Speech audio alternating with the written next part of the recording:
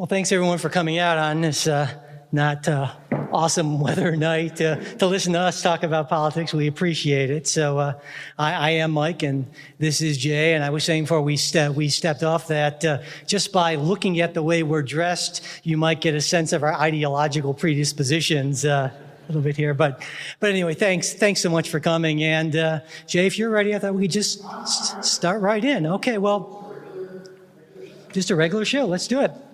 Well, I thought we'd open with the aftermath of that really tragic synagogue shooting in Pittsburgh, which of course left 11 people dead. And the shooter was pretty clearly was an anti-Semite who just before the shooting posted about the group HIAS, the Hebrew Immigration Aid Society, and that's a nonprofit that helps to resettle refugees in the United States. And for those who don't know, his post read, HIAS likes to bring invaders that kill our people. I can't sit by and watch my people get slaughtered. Screw your optics, I'm going in. And in the wake of the shooting, many people, especially on the left, argued that President Trump's very aggressive anti-immigrant rhetoric might have actually contributed to some extent to this incident. And of course, it's a charge that the president has vehemently denied, and he turned it back on the media, saying that once again, they are the enemy of the people, something he said a number of times now in the past, and they're really the problem. So I think that kind of summarizes, where we're at with this. And so, Jay, what are your thoughts? Well, I guess the first thing is if Trump is going to be the target, or if you're going to say that Trump's rhetoric fuels anti-Semitism, he's sort of a weird suspect pick on that. I think there's a lot of things you certainly can say about Trump. I think the misogynist label, I think that fits pretty well. Sure. Racist. You and I have talked about this before, whether Trump is a racist or whether he has just at times been silent when he should have spoken up or been willing to cavort with people. But I think those sort of charges stick better as opposed to anti-Semitism when he has a son-in-law, his daughter actually converted to Judaism, his grandchildren are Jewish, and he's been a very strong friend of Israel. He actually did move the embassy to Jerusalem as he had promised, and he was pretty clear, well, I shouldn't say, eventually he got there in terms of his condemnation, saying this is absolutely outrageous, we need to find this person, prosecute him to the full extent of the law, spare no effort in bringing him in. So I do see some opportunism on the left. Well, I sort of agree with you in the sense that it depends on how you frame this, and I think in the charges of anti-Semitism, you're right. That's a much more difficult case to make, but given the strong immigration timing, given that last statement that guy made, this wasn't just about anti-Semitism. This is about anti-immigrant, our country. They're going to kill our people. And the president has, since he was a candidate, has been pretty strong in talking about our country and our people and these murderers, rapists, and bad folks. And it seems to me that how can you He said the Mexicans in Trump Tower made the really good taco salad. Well, there you go. He did have that post. There are some good ones. Yeah, no, I get where you're coming from on that, but I think the difference is, and I think this Bowers who committed the shooting allegedly, but apparently, this is someone who is mentally deranged or is so filled with hate. I'm not making a judgment as far as a legal insanity defense theory or something like that, but so filled with hate. And it seemed very specific towards Jews, not a general, I'm anti-immigrant, I'm anti, he didn't voice any concerns about the caravan coming up from Central America. Right, but and I understand there's then to some extent they both mention refugees or resettlement. But I think it's a stretch, and I think the media and the left sort of overplay their hand a little bit when they make these statements or trying to tag Trump with this. And I understand, because again, the media is sort of an echo chamber. I think a lot of voters out there say, look, I'm not seeing this. And again, you can say a lot of things about Trump. I think the misogynist label, again, sticks pretty firmly. These other things but I think this is a tough one. I think the other thing is, I think Americans in general are reluctant to, I would say most Americans. There's certainly folks on the right and the left, the partisans who do this all the time and do this for a living, are certainly willing to go out and lay blame on the other side for doing this. But I think most Americans realize that, look, there's an amount of crazy in the country that you can't control. You can make a criticism saying, listen, maybe the rhetoric is maybe giving some sort of tacit permission to the crazies to do more or encouraging them. But at base, I think most people see this is one crazy, sick person who did this, and it's not a... Well, yeah, I mean, I agree with you, but I think it's not as black and white. Either Donald Trump is essentially responsible or he bears no responsibility at all. I think you more or less said that in saying, well, there are these people who are clearly deranged and who are on edge, and an environment can kind of put them... Well, I mean, you look, you and I realize there are probably plenty of deranged people who listen to our show. Well, So present company excluded. Yes, of course. But I think that's something, most politicians operate with that in mind, right? That they're crazy. Anybody's not most politicians. That there are folks out there who will take things literally or misunderstand things, or I mean, look again.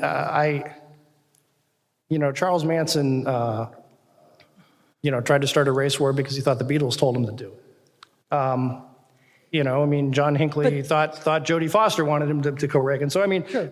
But there wasn't a president of the United States essentially egging him on. Right. A president who says, hey, I'll pay the legal fees for someone who beats up these folks. Right. I think there's a big difference between that sort of excess rhetoric made in the campaign speech and something that would encourage someone to go out and commit this sort of violence. And my other sense is from what Bowers had written on his page, he was not actually much of a Trump fan. He thought Trump was sort of too soft. Exactly, yeah. So again, what I think you can fault Trump on, and maybe fault's the wrong word. He didn't do the typical thing that you do, which is the first words out of your mouth are, "This is terrible." Express sympathy.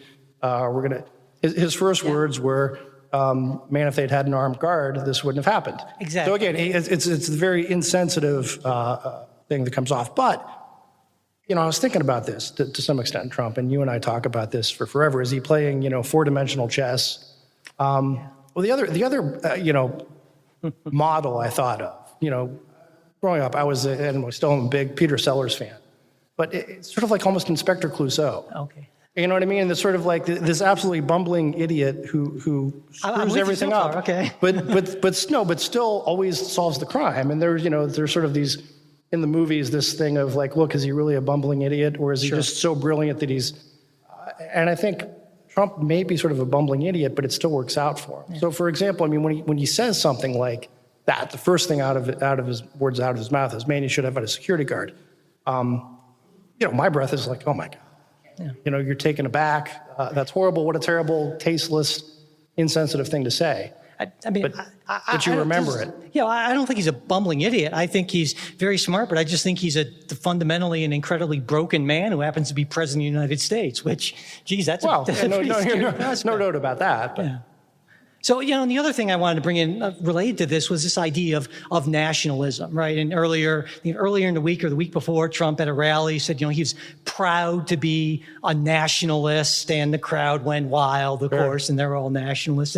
And to me, that just kind of sent some shivers down my spine. I'm guessing your reaction was maybe, I don't know, a little bit different. But to me, that's sort of setting us as the superior, European Americans, because when he talks about us, that's the code. That's what he's talking about, as compared to these brown and black people who are trying to invade us, and most of them are bad hombres or what have you, and they're less than. And I have a big problem with that. I think that's kind of coming from you and I, and again, we've got sort of an academic background in this, as far as what nationalism means and how has it been used and so forth. To the average voter, the average guy on the street, I think what they understand him to mean is he's going to put America's interests before other countries, and they applaud that. I don't think they think of nationalism the way, for example, you and I might, thinking back of German nationalism or the nationalist movements of the 1920s in America, which had this very, different sort of, I guess, sort of a nastiness. Well, yeah, and that's my point, is that it seems to me that Trump's nationalism is a nationalism based not on pride, but on hate. And that's, I think, what the audience, what his rallies are responding to, that hate, because hate's incredibly energizing. And I don't know, maybe it's just me, but I feel that hateful energy in the crowds, and that's what sends a shiver down my spine. This is probably one of these areas where we fundamentally disagree, and Mike and I fundamentally disagree on a lot of things. I just don't see it that way, as that, because having worked, for those of you who don't know, aren't regular listeners, I've done a lot of work on political campaigns for Republican candidates, various causes, various statewide issues, and I don't see that hate. Now, again, the rallies, there's something that rubs me the wrong way, right? And there's something that probably rubs you the wrong way. And I think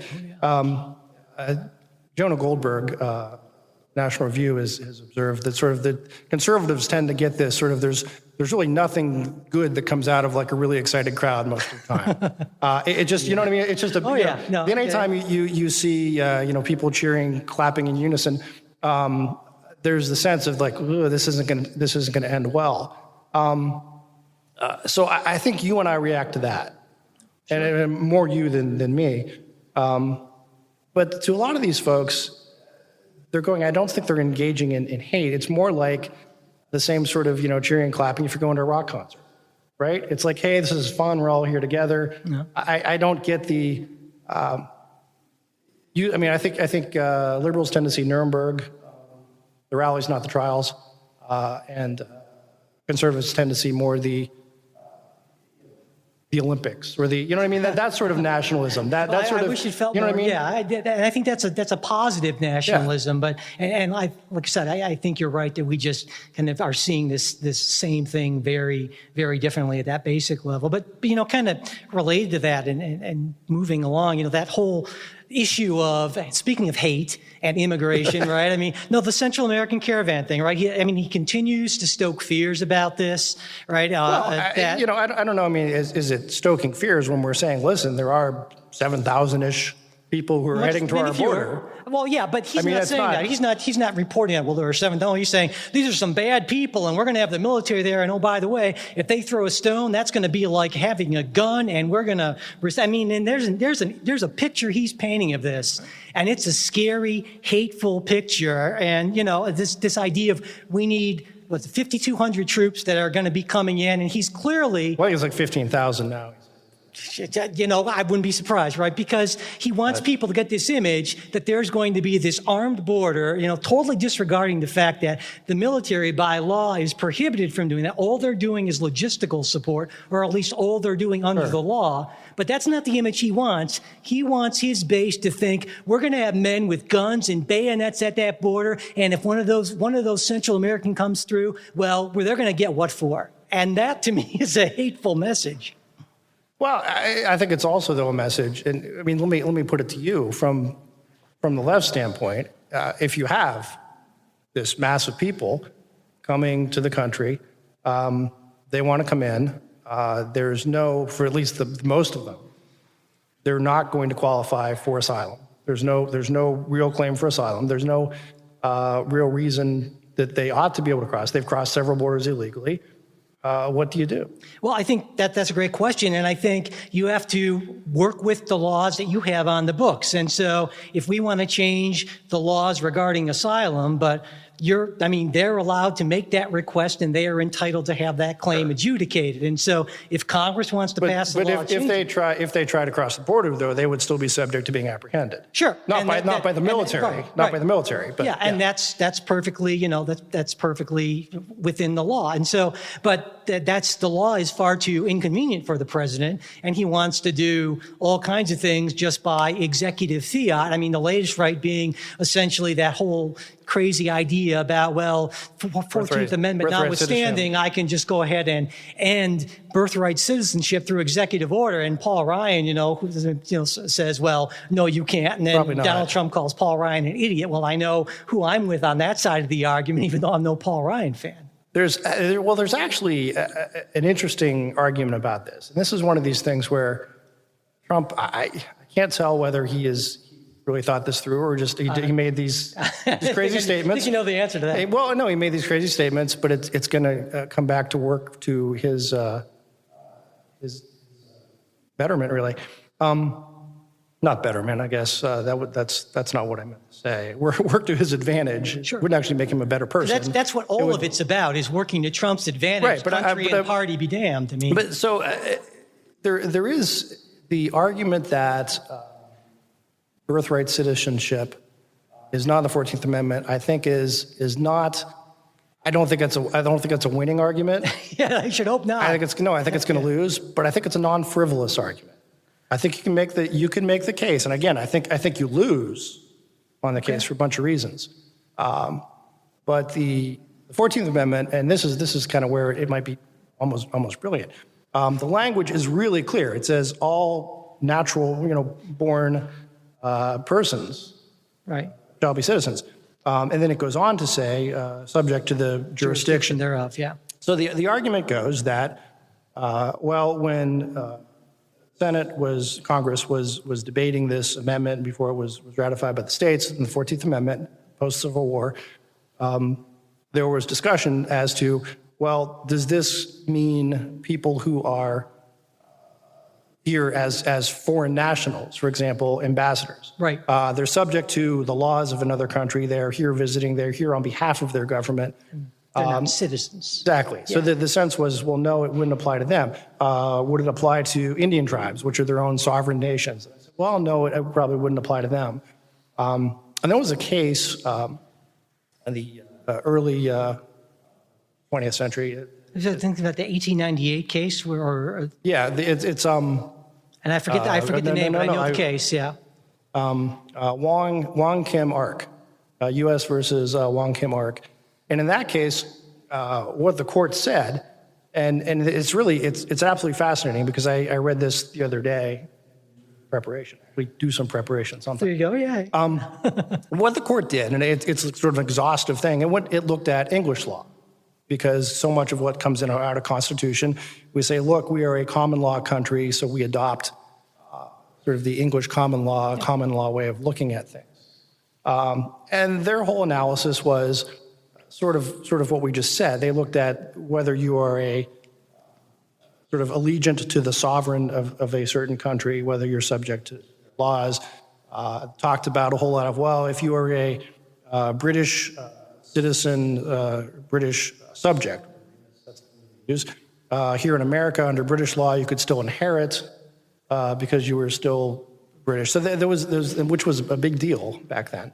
And they said, look, this person, their name, Wong Kim Ark, was born in the U.S. His parents were here as essentially legal residents. They weren't citizens. They're essentially what the equivalent today would be. They had their green card, were working here. Went back to China. He came back, was stopped at the border, and he said, hey, I'm a U.S. citizen. I was born here. And they said, okay, sure.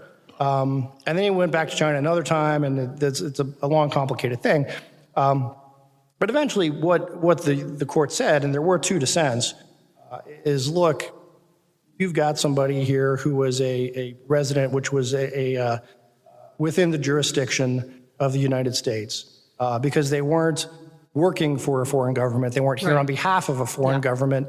They weren't the subject of a foreign government, although you could say, well, there's also sort of a dual citizenship, dual subject, because they're still sort of the subject of China. And that's how they came out. So the argument is, well, look, these were folks who were not here illegally. They were still here legally. If you're here illegally, are you subject to the jurisdiction of that country? Now, I think the answer comes out that you still are. Yeah, I would say so. Because you're still part of the laws and protections and moreover, just the precedential weight that we've had for hundreds of years. There's another case in 1804. Again, this is, first out of the gate Supreme Court, where Justice Marshall sort of makes the same sort of argument, and no one ever disputed him. That and it's just kind of the case doesn't revolve on it. It's just kind of dicta, where he says, look, it's obvious that people who were born here are citizens. And again, that's pre-14th Amendment, obviously. But to me, the bigger issue is all of this. I mean, all of this stuff, and we're going to get to this in just a minute here, but all of this stuff that the president is doing, now it fits in, obviously, to his long-standing view on immigration, meaning less is better, especially from people from Central America, essentially. But also, it's playing right into what some people are saying is maybe a four-dimensional chess midterm election strategy, and none of this stuff is he knows, maybe he doesn't know, I don't know, I'm done trying to figure out what's going on inside that man's head, but that he knows that none of this is actually going to happen. It doesn't matter. He doesn't care about the humiliating defeats that he's going to suffer when this comes before the courts. It's just about getting the base ramped up for the elections, and he feeds off that energy of the crowd, and whatever he can do to get the crowd whipped up, and that's what he's going to do, because that's as far as his horizons extend. Yeah. Although there have been a lot of Republicans who have, Paul Ryan notably, who have really sort of, and I'll tell you this, privately, Republicans involved in campaigns who are sort of like, base plant sort of thing when he does it. Because sort of it sort of broke the momentum, if nothing else, that the caravan coming to the border, okay, that's good because he can still be strong in immigration. And also, I would say most Americans see that as a problem. They do see that as, I don't know if you want to call it a threat, but again, for so often the media was saying, oh, come on. If you remember, like months ago, Trump was talking about caravans. And he was kind of like, oh, that. And then we had one show up in the summer, and now we've had another. So in that respect, he was winning that argument, and Republicans were getting momentum off the Kavanaugh nomination. And then he went and did this, where, again, most Americans, I think, have the sense of, no, we have a real problem with 7,000 people just coming across the border. But they don't have a problem with birthright citizenship, which has been the law of the land for hundreds of years. And everyone has just always assumed that, when he says something like that, that's sort of the faceplant. I don't know. To me, the way I would look at it, and certainly this is not within Donald Trump's worldview, but to say, isn't this a beautiful thing? We have thousands of people suffering through all this, traveling hundreds of miles on foot to come to this country, and we're going to send all the support we can to make sure that their claims are adjudicated as quickly as possible, because that's the kind of country we are. The bad ones, hey, we're going to find out who they are. They're not getting in. Right. But the decent, hardworking people who want to come here, that's what America's all about, and that's what I'm all about. And that is a message of not of hate, but of love and inclusion, and that's not the message we're getting from this president. Yeah, no, fair enough. I would say, that's sort of a line that, again, conservatives, Republicans used to use. Yeah. When we were growing up in the 80s and 90s, this was the whole idea was, look, we're not the kind of country that builds walls to keep our people in. Exactly. We're the kind of place that people flock to because of, and like you and I had once had a sort of life-defining experience. I was at an organization, and the speaker was Jean Kirkpatrick, who was the UN ambassador, appointed by Ronald Reagan. She was a conservative Democrat. But on the subject of immigration, she said that really the gift that immigrants give to Americans, it's not just the hard work, the entrepreneurship, the cultural blending, what they share, but it's reminding other Americans of the freedoms and the economic opportunities that we take for granted. Yeah. So, again, you and I think we agreed I'd much rather see a Republican Party that is much more in line with that sort of thinking. But that's not what we have from the president. That's for sure. It's not. And but so moving into the elections, obviously we have to talk about the election because they're just a few days away, and pretty clearly, if you're looking at the polls, pretty much all the polls, there's a both on the House and the Senate, the view is more or less the same. And there's something like an 85% chance Democrats are going to come out with the majority in the House, and about an 85% chance that the Republicans are going to come out with keep the same majority they have in the Senate, thanks to what really is the best map for the Republicans since 1914, and it's certainly in a long period of time. And so let's start with the numbers. What do you think about those? Do you have faith in those numbers? Do you think those are reasonable forecasts? Is that what you're expecting? No, I think they're reasonable forecasts. And again, I'm going not by, because I don't have any special real inside information on this. It's sort of, I read the same stuff that you do, everybody else does. What's your gut tell you, Jay? But my gut tells me Republicans barely hold the House. Your gut is very optimistic. No, I understand you're whistling past the graveyard. I think the Senate, I think there's probably a 3-seat pickup. Okay. 3 seats. 3 seats. Wow. Okay. You are going to be so wrong, We'll see. wrong come Wednesday. But keep in mind. Well, you can go with your prediction. Let me give you mine. Yeah, mine is that the Democrats will pick up 40 seats in the House, and that the Senate's going to stay the same, unfortunately. So, and that also isn't just what my gut's telling me, it's what the polls are saying. And being a political scientist, I look at what the fundamentals say. And when we look over history at what midterm elections, what happens in midterm elections. Yeah, they tend to lose seats, and presidents who have an approval rating of under 50%, and Donald Trump he gets 50% in Rasmussen polls every once in a while, and that's the most I think the last I saw was something around 44, 46. Yeah, he's low mid 40s. So I think this isn't just me being a partisan advocate, though there's certainly, I hope that's the case, but it's just what the political science research and the fundamentals tell us, and I trust in that, and that's what I expect to see. Here's my last question I want to bounce off you, though, just to sort of make your liberal head explode. So often we talk about gerrymandering and the problems that it causes. Oh, yeah. And there are, a number of lawsuits saying that the maps have been unfairly drawn and so forth. If Democrats can pick up the House, yet still lose the Senate, what does that say about the state of gerrymandering and how effective it is or not effective? Doesn't say much of anything. I think if there were 50 Senate races, you'd see a very different map. So I just think it's the fact that But you can't gerrymander states, though. Right, I understand. And that's why I'm saying, but for a fair test of that, there'd have to be as many states that Republicans were defending as Democrats were defending. And I know you think gerrymandering isn't a big thing. No, I absolutely do. Okay. I do.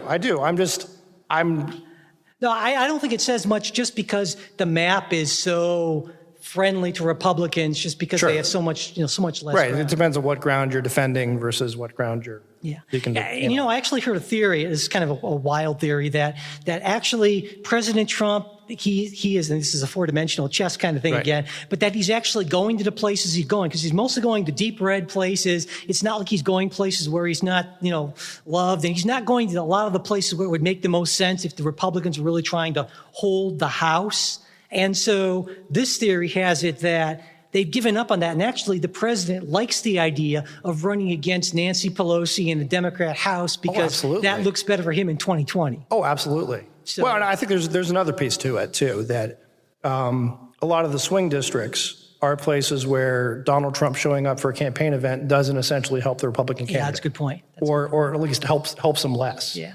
And, another point in that is that the Democrats only need to pick up 23 seats, and there are, I believe, 25 seats where Hillary Clinton won the majority in 2016. So, it just looks really, really favorable, obviously. So let's assume I'm right, because that's a good assumption. Let's assume I'm right. What do you see coming out of a democratically controlled House? How do you see that playing out? Well, that's going to be the big question, right? And that's probably a better one for you to answer than me. I guess I wanted to hear some of your fears here. How will these Nancy Pelosi govern when you've got that much excitement? Because the first item on the agenda will be, we want an impeachment. That is a tough sell for the country. Yeah. There's also the other specter. Democrats are doing well this election cycle on the issue of health care.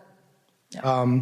And partly that's because they don't have the health care bill. If the Bernie Sanders bill actually becomes the vehicle, I think that's going to be a big problem for Democrats governing. Well, I think why it's a good issue for them is because they can point to a lot of Republicans who voted for drastic or dramatically weakening Obamacare protections, so especially for pre-existing conditions. Sure. But Republicans could have better answers for that, and they're just not giving. But I think in terms of, we've talked about the impeachment thing, and I think politically that's going to backfire. And I saw that backfire, and we both saw that backfire on the Republicans. And I expect the same thing to happen, though I'll put a big caveat in there. A lot depends on what's in the Mueller report. We don't know, obviously, but there are rumors that that's going to be coming out after the election. He's held it. And so I'm not going to make any final judgment. And certainly it could be a case where we don't actually even see the vast bulk of that report. So there could be, there could be some sort of, But look, regardless of what's in the report,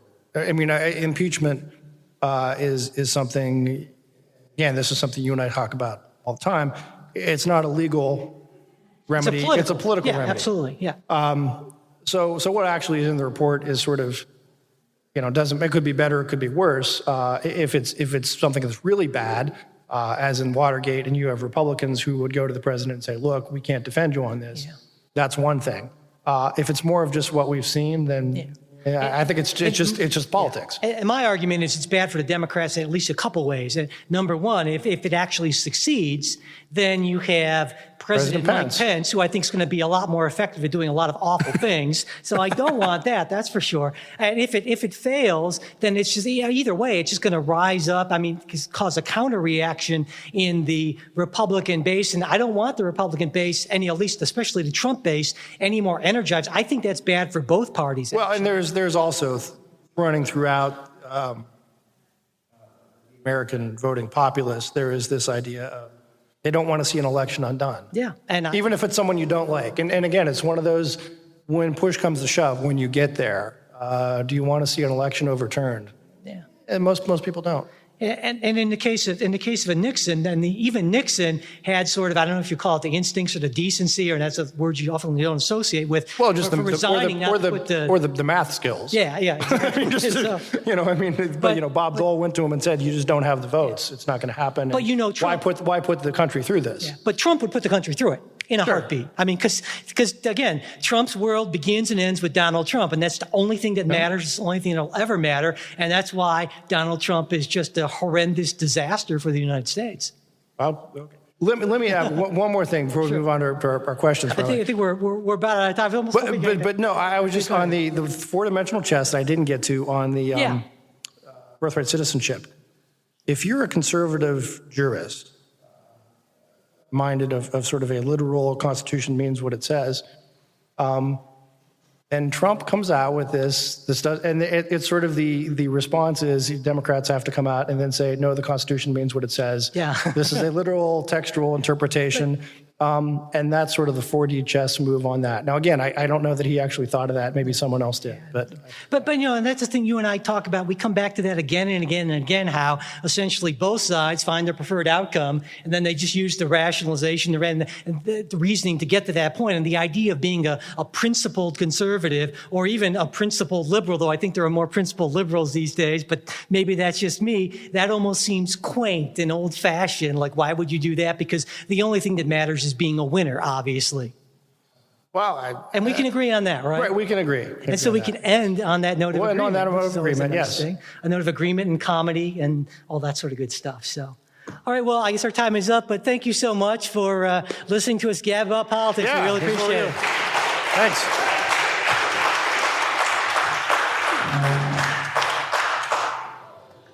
That's it for this episode. Thanks for listening. Support from listeners just like you is what keeps the show going, and we truly do appreciate it. If you're interested in joining our great group of Politics Guys supporters, you can go to politicsguys.com and click on the Patreon or PayPal links you'll see there. And if you want to support the show without spending anything, you can subscribe to the podcast on iTunes, Pocket Cast, Stitcher, or whatever other podcast app you use. Share this episode with your friends and followers, and pass along our new show posts and tweets on Facebook and Twitter. Leaving reviews and ratings on iTunes also helps. If you've got a question, comment, correction, or just a random thought you want to share with us, you can reach us at mail@politicsguys.com. Our Facebook page, where you can message us and where we post things throughout the week, is facebook.com/politicsguyspage. We're also on Twitter @politicsguys. The executive producers of the Politics Guys are Michael Baranowski, Jay Carson, Trey Orndorff, and Bruce Johnson. Today's show was produced by Michael Baranowski. We'll be back with a new show on Saturday. We hope you'll join us.